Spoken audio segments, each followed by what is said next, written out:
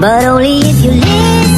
Lain muna kung anong nagawa ko. Ay, ano ba naman ang agawin at pagka umaga rin na talaga ang nagawa ko. Hindi mo lang pa ako nakakapagsuklay din at nakakapag-ayos ng buka talaga naman. Ultimo ako nakahiga at nakapikit may nagatawag na Nahan po si SK, nahan po si ma'am ay naku lahat na. Ay di ganari ay ang istorya niyan ay pagka ano ko nga ni ay may nagatawag, nahan daw ako tapos nagising ako ni mama tapos pakahiga-higa ko pa may nagatawag na naman, nahan daw si SK gapasa the requirements di ganyan. Tapos tuwan-tuwa pa ako din sa mga nanay at sila pang rinding-rindi nandun sa bahay nagapakarindi maigi. Meron nga di kapag tanong pa sa akin ng requirements ay bumalik agad at dala na lahat. Tala ka dyan, maigi. Ay pagkaalis bayan naman ng mga nanay-nanay at pagkahulaw ng ulan ay di na rin na kami ni Kagawad Putput at kami may alakaran. Sabi niya gamitin daw namin ring chariot. Ang tawag talaga ni Kagawad Putput at Kagawad Makmak dyan ay suriyot. Pagpasensya na yung itsura ko ako na mamayugmog talagang maigi. Pagkalipas nga ng 5 seconds ay na rin na kami sa bayan at dito nga ni kami mapunta ay sa police station. Pakulong na daw ako ni Kagawad Putput ay mukha daw ako nakahit. Pag-uwi ko nga di sa bahay ang dami na naman tao-tao at nag-fill up sila ng form. Pagkaalis nga nila, di binuksan ko naman rin laptop ni SK Ryan at magagawa muna ako ng mga